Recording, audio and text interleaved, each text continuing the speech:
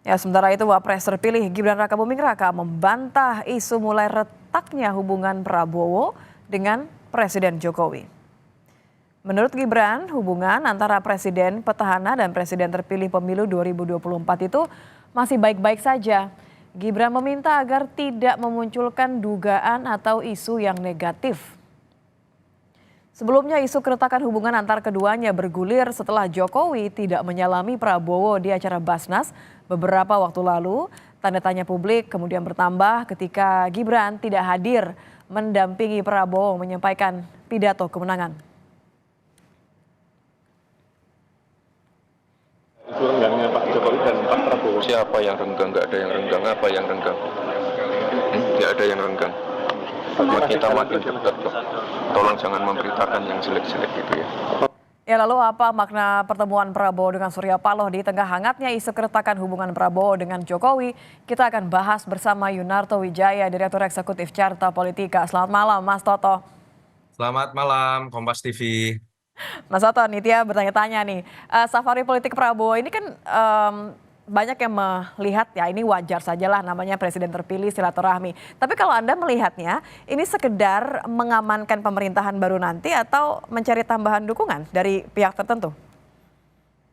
Iya, pertama kalau kita lihat statement-statement Pak Prabowo kan memang jelas ya, sepertinya akan coba dibangun sebuah koalisi besar karena bahasa yang sering digunakan adalah merangkul, bersatu, dan itu kan dalam bahasa yang lebih konkret adalah membangun koalisi yang sifatnya gemuk.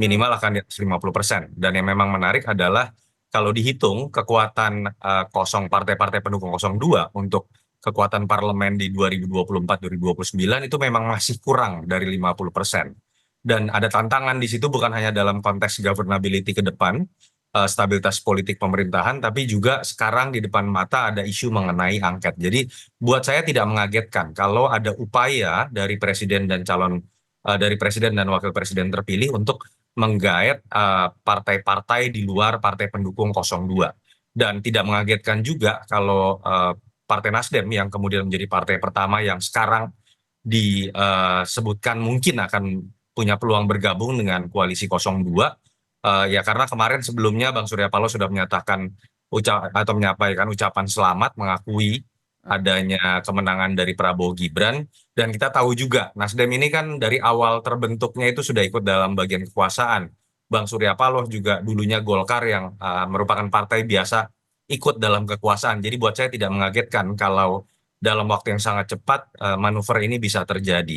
Tapi yang menarik memang adalah ketika tadi disebutkan bahwa apakah bisa dikaitkan dengan retaknya hubungan antara Prabowo dengan Jokowi. Pak Jokowi. Saya sih belum bisa sampai pada kesimpulan seperti itu. Tetapi adalah sebuah hal alamiah bahwa akan terjadi proses transisi dari pusat kekuasaan yang tadinya ada di Pak Jokowi sebagai presiden yang masih berkuasa, ketika selesai masa pemilu, presiden terpilihlah yang akan menjadi magnet. Sehingga kemudian kita akan melihat ke depan memang sorotan mata dan merapatnya para elit-elit dari partai-partai, termasuk partai-partai ini pasti akan mulai bermuara kepada Pak Prabowo dan bukan lagi Pak Jokowi. Apakah ini salah? Tidak. Malah ini seharusnya secara sistem presidensial yang terjadi. Presiden terpilihlah yang punya hak untuk kemudian membangun koalisi dan menjadi magnet secara dalam konteks membangun kekuasaan, bukan orang yang akan menjadi mantan presiden. Makanya saya selalu mengatakan kalau isu yang digulirkan oleh teman-teman PSI, Pak Jokowi akan diposisikan di atas partai-partai Ketua menjadi koalisi ketua koalisi, permanen gitu ya. itu malah akan merusak sistem presidensial dan secara tidak langsung itu seperti merendahkan posisi seorang presiden terpilih. Jadi Anda mengartikannya justru ini upaya Prabowo untuk memperkuat statement tadi bahwa yang akan menjadi presiden itu saya. Jadi orang nomor satunya ya saya, terlepas dari support Pak Jokowi sampai saya bisa menjadi presiden terpilih. Ya, kita bisa lihatnya dari dua kacamata ya, Nitya ya. Yang pertama adalah dalam konteks yang sifatnya positif. Bahwa di panggung belakang mungkin saja Pak Jokowi masih berperan. Bahkan ada isu yang mengatakan kalau di X atau Twitter itu Pak Jokowi Sabtu kemarin katanya sempat memanggil Surya Paloh. Saya tidak tahu benar atau tidak, tapi isu yang berseliweran seperti itu sehingga kemudian sekarang terjadilah kesepakatan dengan Pak Prabowo. Artinya di belakang layar Pak Jokowi masih berusaha mencoba untuk membantu, tanpa mencoba tampil dalam konteks menghormati Pak Prabowo sebagai presiden terpilih. Tapi bisa juga dilihat dari kacamata lain bahwa ini adalah sebuah inisiatif dari presiden terpilih Pak Prabowo tanpa harus kemudian apa-apa terlebih dahulu menunggu izin Pak Jokowi, apa-apa kemudian menunggu arahan dari Pak Jokowi. Dan kalau ditanya di antara dua pilihan tadi, menurut saya pilihan yang terbaik adalah memang ini harusnya disebabkan oleh inisiatif dari seorang Prabowo yang memang secara tata negara, walaupun belum dilantik ya, dialah yang punya otoritas untuk kemudian membangun koalisi pendekatan dengan elit-elit, bukan lagi Pak Jokowi. Oke, dari kacamata mana kalau pilihannya dua tadi Mas Toto? Kalau kita melihat ada keinginan dari Prabowo untuk bertemu dengan Ketua Umum PDIP, Megawati Soekarno Putri, kita tahu PDIP hubungannya begitu tidak harmonis dengan Jokowi sampai saat ini. Ini kepentingannya lagi-lagi Prabowo sebagai presiden terpilih atau kebutuhannya Jokowi? Iya, kalau kita lihat kebutuhan sudah pasti buat seorang presiden terpilih ya. Walaupun Pak Jokowi menempatkan anaknya, tapi Mas Gibran ini kan dalam posisi cawapres. Membantu dan menjadi ban serep dari Pak Prabowo dalam bertugas. Tapi seorang presiden terpilih lah yang punya kepentingan untuk membangun koalisi dalam angka tertentu, membangun stabilitas pemerintahan. Tapi memang yang menarik adalah ketika berbicara mengenai PDI Perjuangan. Ruang gerak dan elastisitas dari seorang Prabowo itu lebih besar untuk kemudian bisa berkomunikasi, termasuk misalnya memberikan ruang buat PDI Perjuangan bergabung dengan koalisi pemerintahannya. Kenapa? Pak Prabowo tidak pernah punya masalah dalam konteks pertarungan Pilpres ini dengan PDI Perjuangan. Ya.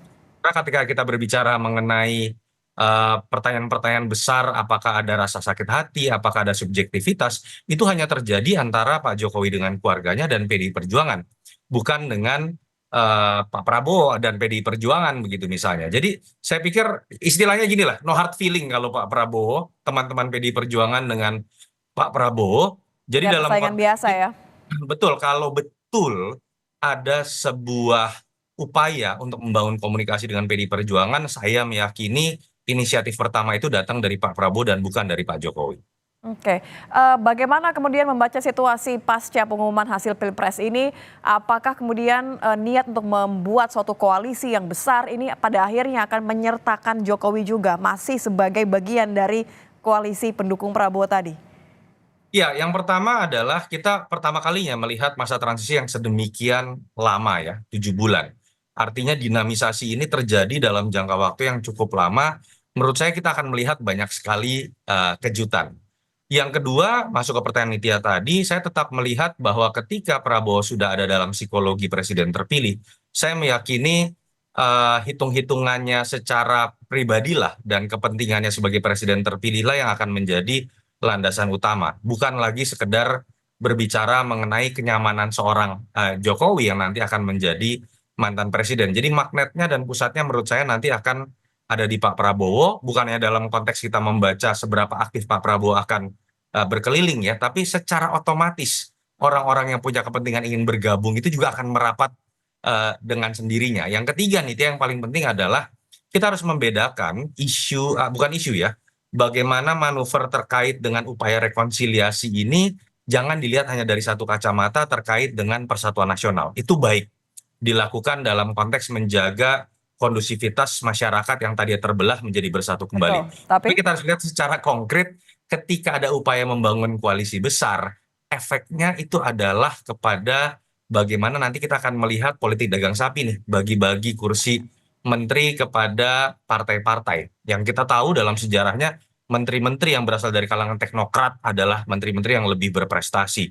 Belum lagi ketika berbicara nanti sebanyak partai relawan akan digabungkan, ada pertanyaan nih, belum lagi nanti ada misalnya menteri makan siang gratis gitu ya, kan sempat ada muncul ide seperti itu. Apakah ini jangan-jangan nanti akan mengorbankan portfolio yang sudah diatur dalam undang-undang kementerian misalnya, hanya 34 menteri. Jangan-jangan nanti undang-undang kementerian harus diubah untuk kepentingan menampung kader-kader parpol yang kalau itu terjadi menurut saya itu akan berefek pada kerja yang sifatnya teknokratis. Efek negatif dari merangkul semua pihak ya. Baik, Ya. terima kasih Mas Toto sudah bergabung Terima bersama kasih, kami di Nitya. Kompas Sama-sama. Malam. Selamat malam. Malam.